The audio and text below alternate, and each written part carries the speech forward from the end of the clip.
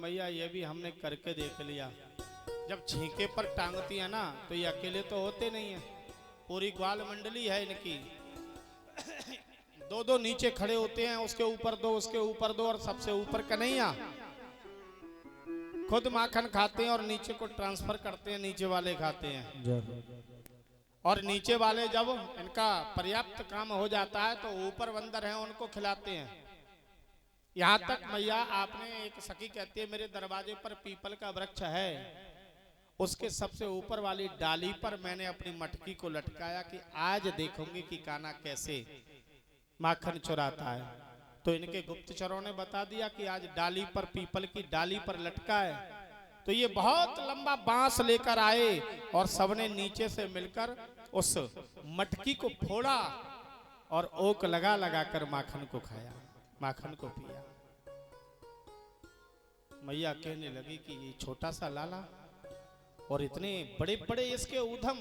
बोले हाँ मैया अभी तो सुनो, अभी बाकी हैं। ये कन्हैया शिकायत कर रही है, समय बढ़ा रही है कि लाला जगे, गोपियां, लेकिन लाला सो रहे हैं। एक गोपी कहने लगी कि मैया एक दिन मेरे घर सत्यनारायण की पूजा थी, आपको भी ध्यान होगा, आप भी गई थी। प्रातः काल समय में मैंने घर का की साफ सफाई की, चौका लगाया और बीच आंगन में अपने सत्यनारायण भगवान के सिंहासन को रखा कि विप्रगण आएंगे, बांधव लोग आएंगे, सब लोग यहाँ बैठकर कथा सुनेंगे। और मैं रसोई घर में भगवान का प्रसाद बना रही थी, पंजीरी बना रही थी। सुबह ही सुबह का समय और लाला पहुंच गए कि भाभी राम राम। मैंने कहा लाला राम राम, आज सुबह ही सुबह ऐसे ही चले आए बिना मोड़ो धोए? बोले भाभी हाँ इच्छा हुई तो घूमने के लिए चले आए। बोले लाला अभी आप घर जाओ और स्नान करके आना और अपनी मैया के साथ आना, यशोदा को बुलाकर लाना, सत्यनारायण भगवान की कथा होगी। तुरंत पूछ लिया, बोले भाभी कहाँ है सत्यनारायण भगवान? बोले क्या करोगे, तुमने अभी स्नान नहीं किया है और बिना स्नान के भगवान के पास नहीं जाते हैं। बोले भैया पास नहीं जाएंगे, केवल दूर से दर्शन करेंगे। दर्शन तो नहाए हो तब भी कर लो, ना नहाए हो तब भी कर लो, दर्शन करने में क्या है। मैंने भी कह दिया कि ठीक है, देखो कन्हैया आंगन में भगवान विराजमान है, दर्शन करके चले जाना, पास में मत जाना। और ये कहकर दर्शन करके वहां से चले आए। मैं निश्चिंत हो गई, प्रसाद बनाने लगी और थोड़ी देर बाद पुनः फिर पहुंचे। बोले भाभी एक बार जरा अपने सत्यनारायण भगवान के दर्शन तो कर लो। मैंने सोचा पता नहीं क्या होगा, और जब मैंने जाकर देखा तो एक इधर एक इधर कुत्ते के पिल्ले लाकर इन्होंने बैठा दिए, सत्यनारायण भगवान बीच में बैठे हैं। एक पिल्ला इधर एक पिल्ला इधर, और कहकर ये तो वहां से भाग गए। आज भी हमारे ब्रज के जो संत हैं वो कहते हैं कि परमानंद दास को ठाकुर पिल्ला लायो घेर। छोटे छोटे कुत्तों के पिल्ले सुंदर लगते हैं देखने में, लाकर रख दिए। बोले मैया मैंने उनको भगाया, हटाया पिल्लों को, पुनः भगवान को स्नान कराया, घर को साफ किया, तब कहीं कथा हुई। ऐसा ऊधम मचाते हैं। चौथी सखी आकर खड़ी हुई, बोले मैया मेरे साथ तो बहुत तगड़ा इन्होंने परिहास किया। क्या किया? बोले मेरे विवाह की 25वीं सालगिरह थी, तो मैंने और मेरे पति ने मिलकर भगवान की पूजा रखी। दिन भर पूजा हुई, उसके बाद भोजन चला, देर रात तक तो थोड़ा थक गए थे। रात्रि को मैं और मेरे पति दोनों सो गए। रात्रि में मेरे पति को जोर से प्यास लगी तो पानी पीने को वो उठे, और जैसे ही वो उठे तो उनकी दाढ़ी और मेरी चोटी के बाल न जाने कब ये लाला बांध कर चले आए, और जैसे ही उठे तो मेरे बाल खिंचे, उनकी दाढ़ी के बाल खिंचे। अब वो कहने लगे क्या कर रही हो, क्या कर रही हो? उधर से मैं कुछ नहीं कर रही हूँ। बोले मेरी दाढ़ी को क्यों पकड़े हो? और जब दोनों ने देखा तो दाढ़ी और चोटी आपस में गांठ लगी हुई है। मैया सत्य कहती हूँ, मेरे 50% बाल उखड़ गए और मेरे पति के 25% दाढ़ी के बाल समाप्त हो गए। ऐसा ऐसा ऊधम करते हैं कन्हैया। छठी सखी आकर कहने लगी मैया एक दिन ये मेरे द्वार पर पहुंचे और मेरे पति उस समय गाय को यमुना स्नान कराने को ले जा रहे थे। तो ये कहने लगे कि भैया मैं चलूं साथ। बोले कन्हैया चलो लेकिन उधम मत मचाना, क्योंकि कन्हैया का सबको पता है कि उधमी है, कोई ना कोई लीला कोई ना कोई उधम मेरे माधव की होती रहती है।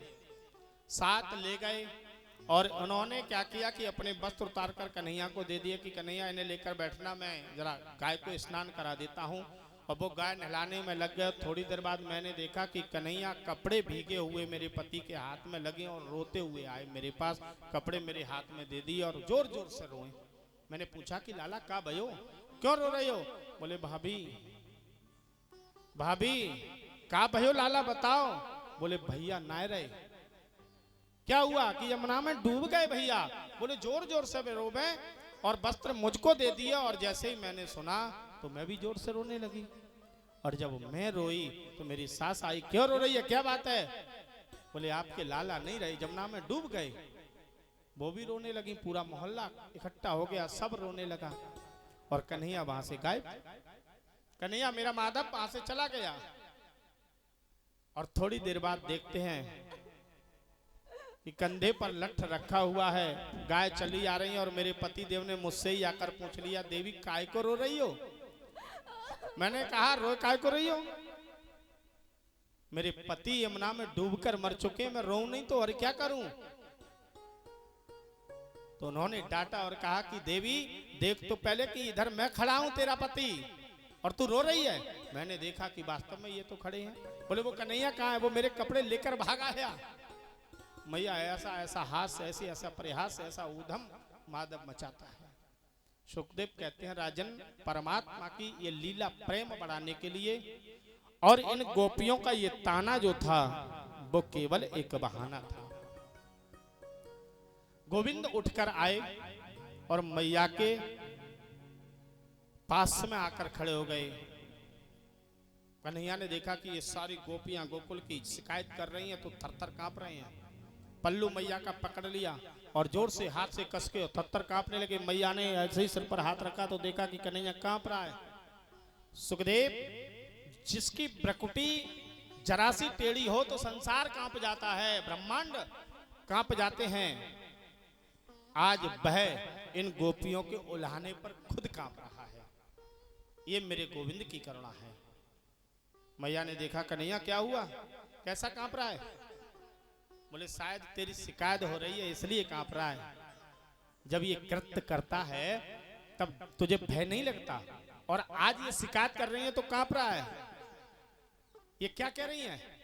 तो कन्हैया ने बहुत सुंदर जवाब दिया कि मैया ये सब गलत कह रही है, झूठ बोल रही है कि इनको पतियारो करे मैं तस्कर ये साहा, और चोर नाम मेरो धरे मेरो होन न देगी ब्याह। मैया ये मुझे चोर बना रही हैं, चोर नाम धर रही हैं इसलिए कि मेरा विवाह ना हो। इतना सुंदर जवाब दिया है। छोटा सा लाला मैया हंसी, बोले विवाह की चिंता है, मोड़ो धोबो आवे ना है, अब से विवाह करेगो। गोपियों को समझा दिया, कोई बात नहीं, मैं लाला को समझाऊंगी, डांटूंगी, और तुम भी अपना थोड़ा ख्याल रखा करो। गोपियां दर्शन पाकर उल्हाना देकर कृतार्थ हुई और चली गई। अब इन गोपियों की, इन गोकुल वासियों की लालसा रहती है कि कब कन्हैया आए। घर को खाली छोड़ती हैं कि लाला आए, लीला करे, और जब ये चाहती है तो मेरा गोविंद जाता भी है। एक दिन छोटे छोटे सखाओं के साथ, दाऊ भैया थोड़े बड़े हैं, और वो कन्हैया को अपने साथ खेलने के लिए ले गए। महल से बाहर जब पहुंचे कि एकदा क्रीडमानस्ते रामाद्या गोपदारिका कृष्णो मृदम बक्षितवा नितिमात्रे नवेदयन। सबके साथ में कन्हैया खेल रहे थे, और खेलते खेलते इतनी बड़ी माटी का एक डेला मेरे गोविंद ने अपने मुख में रख लिया। मदमंगल ने देख लिया। मदमंगल चंचल है, अगर वो कन्हैया की कमी है तो दाऊ भैया से कहता है, दाऊ की कमी है तो कन्हैया से कहता है, और दोनों की कमी है तो मैया से कहता है। ये इसका काम है। मदमंगल ने देखा कि कन्हैया ने माटी खाई, दाऊ से तुरंत कह दिया जाकर कि दाऊ भैया कन्हैया ने माटी खाई है। दाऊ भैया दौड़ते आए, कन्हैया का हाथ पकड़ा, क्यों लाला, माटी खाई तने, माटी खाई, मुंह खोल, मुंह खोल। अब पूरा मुंह, पूरे दांत, जीवा सब सनी है माटी में, दिख रहा है, ओष्ठ पे भी माटी लगी है, माटी खाई है। बोले चल चल मैया से शिकायत करेंगे, मैया से शिकायत करेंगे। कन्हैया ने कहा दाऊ भैया रुक, हमारी शिकायत करोगे? बोले बिल्कुल करेंगे। तो बोले हम भी तुम्हारी करेंगे। मेरी क्या शिकायत करोगे? बोले मैंने माटी खाई है और मुझे खूब पता है कि तुम जाकर भांग को गोला खाओ, मेरी तो पिटाई नहीं होगी, तुम्हारी पहले हो जाएगी। दाऊ भैया ने कहा ठीक है ठीक है ठीक है, कोई बात ना, लेकिन आज के बाद माटी मत खाना है, शिकायत नहीं करेंगे। लेकिन मदमंगल बोला दाऊ भैया तुम तो डर गए, मैं करूंगा जाकर शिकायत। और वो दौड़ा दौड़ा गया मैया से, मैया यशोदा मैया, यशोदा मैया कन्हैया ने माटी खाई। यशोदा दौड़ती हुई आई, हाथ में छड़ी, और कन्हैया को चौक में बुलाकर खड़ा किया महल के, और कान पकड़ा, एक हाथ से छड़ी से डरा रही है, एक हाथ से कान पकड़ा कि कन्हैया तूने माटी खाई है। सुखदेव भगवान कहने लगे कि राजन सावधान, ये यशोदा कर क्या रही है, ये ग्वालिनिया कर क्या रही है? जो विश्व का रचयिता है, विश्व का पालन करता है, विश्व का संहारक है, आज उसका कान पकड़ रही है और वो थर थर कांप रहा है। बोले यही प्रेम है, यही मेरे गोविंद की करुणा है। करुणा सागर कहते हैं ना माधव को, कृपालु कहते हैं। यही कृपा है कि एक ग्वालिनिया के, एक अशिक्षित, जो शिक्षित नहीं है, जो वेद को नहीं जानती, वेदांत को नहीं जानती, वो तो केवल एक प्रेम की भाषा को जानती है, वो केवल एक भक्ति की भाषा को जानती है। और उसके भाव में बहकर गोविंद कांप रहे हैं। लाला तूने माटी खाई? गोविंद ने मुंह खोला नहीं। बोले नहीं खाई, मुंह हिला दिया, नहीं खाई। मदमंगल बोला मैया मुंह खोलवा कर देख, इसने अगर गटक भी ली होगी तो जरा सी जुआ पर, तालू पर या दांतों पर लगी होगी कहीं ना कहीं। बोले ठीक है, मुख खोलो। और कन्हैया ने जब मुख खोला, मेरे गोविंद की वैष्णवी शक्ति वो नहीं चाहती कि मेरे माधव को डांट पड़े। और कन्हैया ने जैसे ही मुख खोला तो यशोदा ने एक दृश्य देखा कि पूरा ब्रह्मांड कन्हैया के मुख में दिखाई दे रहा है। और उस ब्रह्मांड में नवदीप हैं, वो 9 दीप दिखाई दे रहे हैं। नवदीपों में एक जम्बू दीप नाम का दीप है, वो दिखाई दे रहा है। और जम्बू दीप में एक भारत वर्ष है, भारत वर्ष दिखाई दे रहा है। भारत वर्ष में उत्तर प्रदेश, वह भी कन्हैया के मुख में दिखाई दे रहा है। और उस उत्तर प्रदेश में ब्रज 84 कोस का मंडल, वो भी कृष्ण के मुख में। और ब्रज 84 कोस में गोकुल, कृष्ण के मुख में गोकुल में नंद महल। और नंद महल में जो चौक है जिसमें यशोदा कान पकड़कर छड़ी से कन्हैया को डांट रही है, वो चौक भी दिखाई दे रहा है और वो दृश्य भी यशोदा को दिखाई दे रहा है। अचंभित हो गई, आंखें खुली की खुली रह गई, स्थिर हो गई यशोदा। और क्षण मात्र वो दृश्य दिखाई दिया, और जैसे ही दृश्य गायब हुआ यशोदा मूर्छित होकर पृथ्वी पर गिर पड़ी। मेरे गोविंद ने अपनी बाहों में यशोदा को ले लिया, पानी आंखों पर डालने लगे। कुछ देर बाद मैया की आंखें खुली। बोले लाला, उधर कन्हैया ने शक्ति को आदेश दिया। बोले महारानी शक्ति, जो कुछ मैया ने देखा है वो भूल जाए, क्योंकि अगर नहीं भूलेगी तो वो पहचान जाएगी कि कन्हैया नारायण है, ब्रह्म है, और ये मैं नहीं चाहता। मुझे प्रेम पाना है, वात्सल्य पाना है मैया का, और वो वात्सल्य तभी मिलेगा जब मेरा जो राज है वो छिपा रहे। अगर राज से पर्दा उठ गया तो फिर गोकुल वासियों का जो मेरे प्रति आज प्रेम है वो प्रेम नहीं रहेगा। मैया ने कहा लाला मैंने तेरे मुख में कच्छ देखो। कन्हैया हंसने लगे। बोले मैया तू सो गई थी, स्वप्न देखा होगा, पुनः खोलकर दिखा दिया तो मुख में कुछ नहीं है, कुछ नहीं। परीक्षित ने प्रश्न कर दिया। बोले महाराज एक बात बताओ गुरुवर, आखिर माटी मेरे गोविंद ने क्यों खाई, क्या कारण था? सुखदेव ने कहा राजन, ये ब्रज है, और ब्रज रज का जो महत्व है वो कोई नहीं जानता था। अगर कृष्ण माटी नहीं खाते, उस ब्रज रज को नहीं चखते, तो ब्रज रज का जो महत्व है वो कोई नहीं समझ पाता। बड़ा गूढ़ रहस्य है यहाँ पर। ये मानव जाति परमात्मा का भजन करती है, कीर्तन करती है, कथा करते हैं, यज्ञ करते हैं, योग करते हैं, समाधि लगाते हैं, तो प्राप्त क्या होता है? मुक्ति। लेकिन प्रश्न किया एक संत ने कि मुक्ति को मुक्ति कहां से मिलेगी? मुक्ति तो भगवान के भजन करने से मिलती है, लेकिन मुक्ति को मुक्ति कैसे मिलेगी? तो जवाब मिला कि वह मुक्ति जब ब्रज रज को लौटेगी, ब्रज रज को अपने ऊपर लगाएगी, तो फिर इसे मुक्ति मिल जाएगी। मुक्त हो जाए, इसे भी मुक्ति मिल जाएगी। भगवान ने ब्रज रज का महत्व बताया माटी खाकर। और वैसे भी जो ब्रज में जाते हैं और ब्रज में भक्ति की दृष्टि से आप पधारो, तो वहां आपको परमात्मा का दर्शन आज भी होगा। उस ब्रज रज के अंदर, ईश्वर के कण कण के अंदर मेरी राधे कृष्ण का दर्शन आपको होगा। कि रमण रेत लौटो नहीं, कियो न जमुना पान, और रे मन तू समझो नहीं, ब्रज को तत्व महान। वृंदावन में जाकर अगर ब्रज रज मस्तक पर नहीं लगाई और यमुना जी का पान नहीं किया, तो समझ लो आपने ब्रज का महत्व, उस रज का महत्व नहीं समझा। और वो महत्व तभी समझोगे आप जब ब्रज रज को, यमुना जल को लगाओगे, तभी भक्ति मिलेगी। क्योंकि यमुना भक्ति है और रज ही मुक्ति है।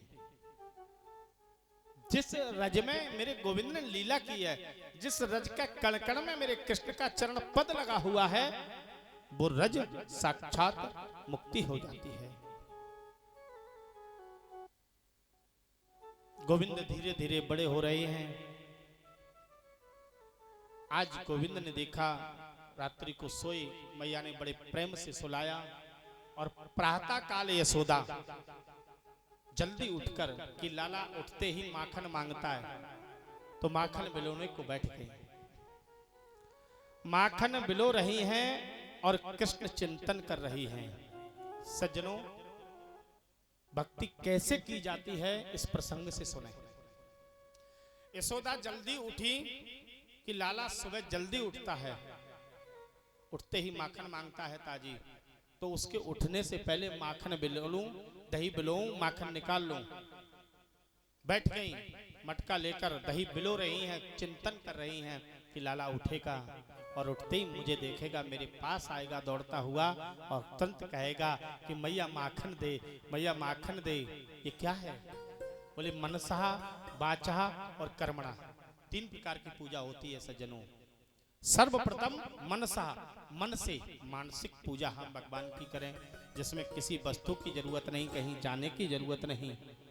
केवल हम मन में विचार करें कि भगवान को निला रहे हैं, वस्त्र पहना रहे हैं, तिलक लगा रहे हैं, श्रृंगार कर रहे हैं, फूलों की माला पहना रहे हैं, मोर पंख मुकुट लगा रहे हैं, भगवान के चंदन लगाया, धूप दीप का दर्शन कराया, भगवान को भोग लगाया, भगवान को फल अर्पण किए, तांबूल अर्पण किया, और भगवान की हमने आरती की। केवल सोचना है, ध्यान लगाकर परमात्मा की मानसिक पूजा। तो उसके बाद मनसा, वाचा, वचन से, यानी बोलकर परमात्मा का कीर्तन करके भगवान की सेवा। कर्मणा, कर्म करके, जब हम साक्षात जैसे लड्डू गोपाल जी की सेवा करते हैं, तो ये कर्म की पूजा है। इनको हम नवलाते हैं, वस्त्र पहनाते हैं, चंदन, श्रृंगार, भोग, आरती इत्यादि सब करते हैं। हमारे आचार्य बंधु ये विप्रगण सुबह को पूजन कराते हैं, यजमान लोग बैठते हैं, थाली सामने है, षोडशोपचार व्यवस्था है, और ये पूजन करते हैं। हर वस्तु अर्पण करके परमात्मा को, ये कर्म है। यहाँ पर भक्तगण आए, यहाँ कथा सुनने के लिए आए, तो ये कर्म है। कर्म केवल खाना कमाना ही नहीं है।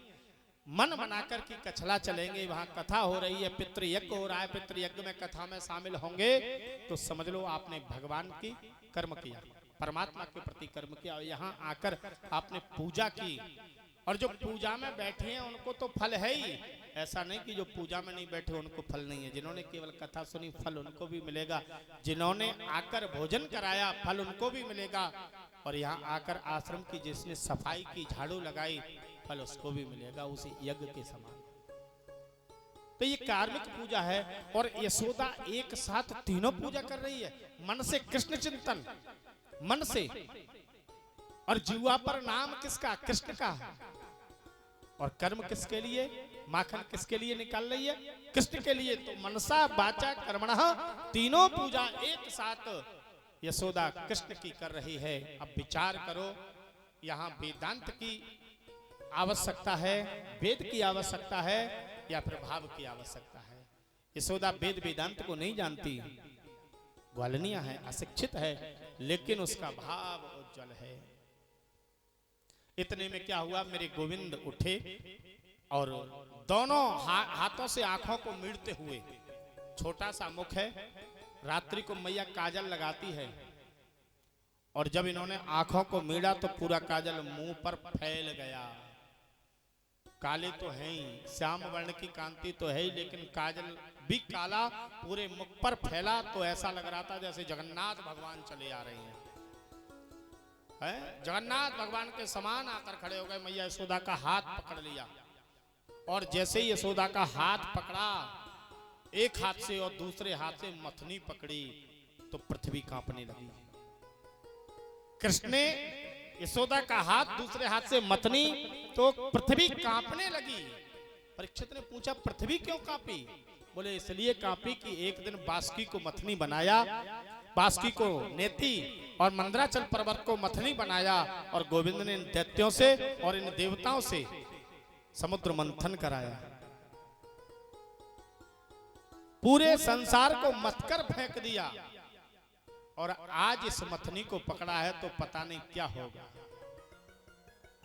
वहां समुद्र मंथन हुए तो जहर निकला, 14 रत्न निकले, और यहाँ पर पता नहीं क्या कराएंगे। तो भगवान ने धीरे से अपना दाहिना पैर पृथ्वी पर मारा, बोले चिंता मत करो, आज केवल लीला है, आज कोई नहीं मथा जाएगा, आज तो केवल मैया मथी जाएगी, और कोई नहीं मैया मथा जाएगा। माँ का जो प्रेम है, मैया का जो प्रेम है, उनके हृदय का मंथन होगा, और जब हृदय का मंथन होगा यशोदा के, तो यशोदा के अंदर जो भक्ति है वो बाहर दर्शित होगी, बाहर निकल कर आएगी।